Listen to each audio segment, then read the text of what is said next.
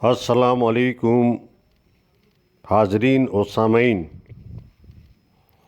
یہ audio doctor مبارک علی کی کتاب قدیم ہندوستان کے مضمون موریہ امپائر سے ماخوذ ہے۔ اس سے قبل قدیم ہندوستان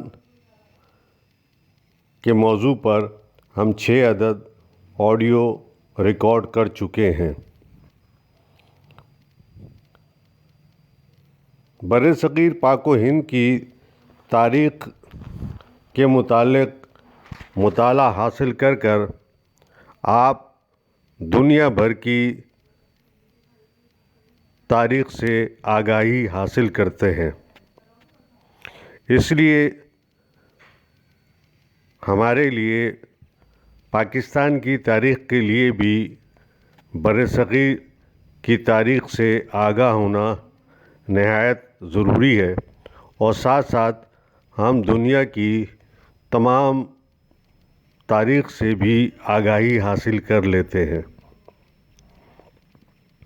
موریہ امپائر موریہ امپائر تقریباً ہندوستان میں پھیلی ہوئی تھی، اس لیے یہ ہندوستان کی پہلی امپائر تھی کہ جس نے فتوحات یا معاہدوں کے ذریعے ہندو کش لے کر میسور تک تمام علاقوں کو ایک ہی سلطنت میں ڈھال دیا تھا۔ اتنی بڑی امپائر میں راجا یا بادشاہ کے فرائض بڑھ جاتے ہیں، کیونکہ اس کی امپائر میں کئی قومیں اور مذاہب کے ماننے والے تھے، اس لیے وہ خود کو رعایا کا محافظ کہتا تھا اور کسی بھی قوم یا علاقے کے لوگوں میں فرق نہیں کرتا تھا۔ ایک بڑی امپائر چونکہ ایک فرد حکومت نہیں کر سکتا، اس لیے اس نے وزیروں اور مشیروں کے لیے لوگوں کو رکھا تھا، لیکن آخری فیصلہ خود راجا ہی کرتا تھا۔ انتظام کے لیے امپائر کو 5 صوبوں میں تقسیم کر رکھا تھا، جن کے گورنر شاہی خاندان کے لوگ ہوتے تھے۔ امپائر میں امن و امان رکھنے اور بغاوت کو روکنے کے لیے فوج کی ضرورت تھی۔ موریہ امپائر میں 4 قسم کی فوجیں تھیں۔ موروثی، اس میں کشتری ذات کے فوجی ہوتے تھے جن کا تعلق موریہ خاندان اور امرا کے گھرانوں سے ہوتا تھا۔ تنخواہ دار فوج وہ فوجی کے جنہیں کاروباری انجمنیں ملازم رکھتی تھی، اور جنگلی قبائل بحری فوج ساحلی علاقوں کے لیے تھی کہ جو سمندری قزاقوں اور بیرونی حملوں سے علاقوں کو محفوظ رکھتی تھی۔ ملک میں عدل و انصاف کو قائم رکھنے کی غرض سے راجا خود لوگوں کی شکایتیں سنتا تھا، فیصلے کرتا تھا۔ لوگوں کے معاملات کو نمٹانے کے لیے ملک بھر میں عدالتیں تھیں۔ اگر جج غلط فیصلے دیتا تھا تو اس کے خلاف بھی اپیل ہوتی تھی۔ اگر کوئی جرم سے انکار کرتا تو بے قصور ثابت کرنے کے لیے اسے آگ یا کھولتے پانی سے گزرنا ہوتا تھا۔ اگرچہ اشوک نے سزاؤں کی سختی میں کمی کی تھی، مگر ملزم کو بطور سزا شکنجے میں کسنا یا جسمانی ایذا دینا جاری رہا۔ قانون کی کئی قسمیں تھیں، مثلاً مذہبی قانون، رسم و رواج اور راجا کے احکامات، ان کی روشنی میں فیصلہ کیا جاتا تھا۔ موریہ سماج ذات پات کے علاوہ طبقات میں بھی بٹا ہوا تھا۔ حکمران طبقوں میں شاہی خاندان کے افراد، سرکاری عہدیدار، زمیندار اور امرا آتے تھے۔ اس کے علاوہ سماج 4 ذاتوں میں تقسیم تھا، لیکن ایسے قبائل اور برادریاں بھی تھیں جو ان 4 ذاتوں یا ورن کے نظام میں نہیں آئی تھیں۔ ان میں چنڈال یا اچھوت تھے۔ غلاموں کا تعلق بھی کسی ذات سے نہیں ہوتا تھا۔ ان کے علاوہ غیر ملکی یا ملچ بھی ذات کے نظام سے باہر تھے۔ ذاتوں کے علاوہ افراد یا برادریوں کی شناخت ان کے پیشوں سے بھی ہوتی تھی، جیسے تاجروں میں سیٹھ اور ساہوکار ہوتے تھے، دکاندار میں بنیے اور بزاز وغیرہ۔ ان پیشوں کے علاوہ سونار، لوہار، بڑھئی، عطار اور مذہبی لوگ ہوتے تھے، جن میں پجاری، بھکشو اور بھکشنیں ہوتی تھیں۔ جنگلوں میں قبیلے آزاد تھے، اگرچہ انہیں موریہ فوج مجبور کرتی تھی کہ ہاتھی پکڑ کر دیں یا درختوں سے لکڑی کاٹ کر دیں۔ جب کسی سماج میں امیر و غریب کا فرق ہو جائے یا ذات پات کی وجہ سے اونچ نیچ کا فرق ہو تو اس صورت میں امیر لوگ اپنی سہولت، آرام اور خود کو دوسروں سے علیحدہ رکھنے کی غرض سے ایک خاص کلچر کو فروغ دیتے ہیں، لیکن اس کلچر کو فروغ دینے کے لیے انہیں کاریگروں، دستکاروں، ہنرمندوں کی ضرورت ہوتی ہے جو ان کے لیے حویلیاں بنائیں، عمدہ فرنیچر مہیا کریں، خوبصورت لباس تیار کر کے دیں اور روزمرہ کے استعمال کی چیزیں تیار کریں کہ جن سے ان کے فن اور پیشے کی ترقی معلوم ہو۔ اس لیے ہم دیکھتے ہیں کہ موریہ زمانے میں شمالی ہندوستان میں روغن کیے ہوئے مٹی کے برتن بن رہے تھے جو کالے، نیلے اور سنہری رنگ کے ہوتے تھے۔ ہاتھی دانت کے مختلف زیورات تیار ہو رہے تھے۔ یہی صورت کپڑے کی تیاری کی تھی، کیونکہ عمرہ ہمیشہ قیمتی اور دیدہ زیب لباس کے ذریعے اپنی شخصیت کو ابھارتے ہیں۔ چونکہ سماج میں کاریگروں کی اہمیت ہو گئی تھی، اس لیے ان کی انجمنیں تھیں کہ جہاں وہ اپنے پیشے کے لوگوں کو تربیت دیتے تھے۔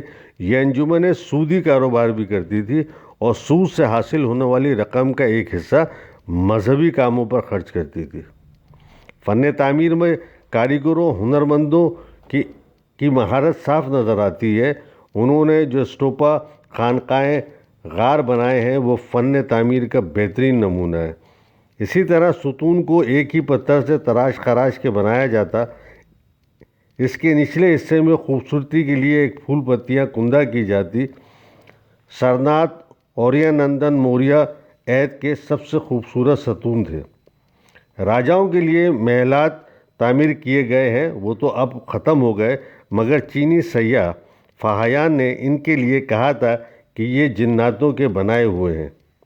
چونکہ زراعت آمدنی کا سب سے زیادہ اور اہم ذریعہ تھا، اس لیے موریہ امپائر میں اس پر خاص توجہ دی گئی۔ آب پاشی کے لیے نہریں، تالاب، جھیلیں اور کنویں تھے۔ اشوک نے خاص طور سے گجرات میں سدرشن جھیل بنوائی ہوئی تھی تاکہ اس سے آب پاشی ہو۔ نہروں کے ارد گرد بند باندھے گئے تھے تاکہ پانی ضائع نہ ہو۔ آب پاشی کے اس نظام کی وجہ سے پیداوار میں بے حد اضافہ ہوا اور اس میں اضافے نے ریاست کی آمدنی کو بڑھایا۔